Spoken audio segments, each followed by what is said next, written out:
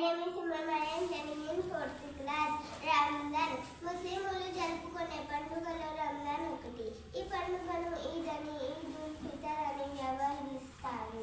ఈ పండుగ ఫసలి కాలమానం ప్రకారం రంజాన్ నెల మొదటి రోజు నుండి ప్రారంభం అవుతుంది.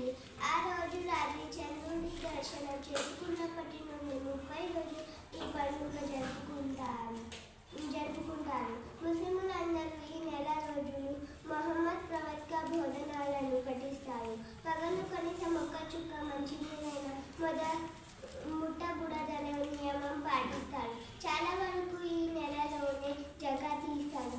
సంవత్సరానికి ఒకసారి తమ ఆస్తి సంపదలపై ఓ లెక్క ప్రకారం పేదలకు చేసే ధర్మాలని జకాత్ అంటారు.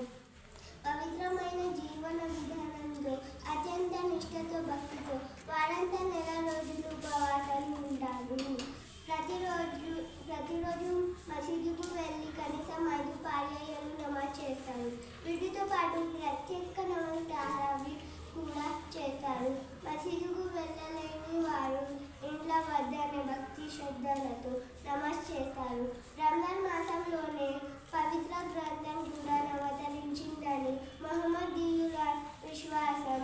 రంజాన్ మాసంలో తెల్లవారుజామున 4 గంటలకు నిద్రలేస్తారు. కాలకృత్యాలు తీర్చుకుంటారు.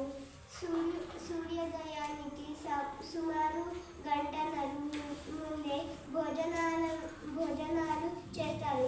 ఇలా చేసే ఉపవాస ప్రారంభాన్ని సహరి అని అంటారు.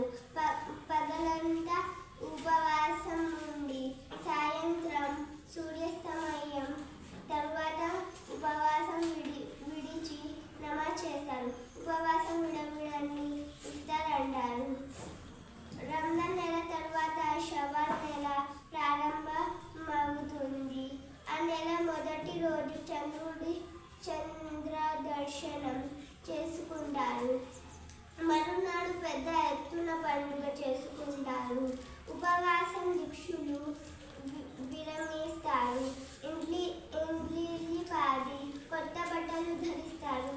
అతనులు పూసుకుంటారు. ఈద్గాహకు వెళ్ళి సామూహిక ప్రార్థనలు చేస్తారు. నమాజ్ చదివిన తర్వాత ఒకరు ఈద్ ముబారక్ అని శుభాకాంక్షలు తెలుపుతూ ఆలింగనం చేసుకుంటారు. ఆ తర్వాత సేమియా పాయసంతో కూడిన విందును ఇంటిల్లి పాది కలిసి ఆరగిస్తారు. మిత్రులను బంధువులను కూడా ఈ విందుకు ఆహ్వానిస్తారు. బీదలకు ధనధర్మాలను విరివిగా చేస్తారు.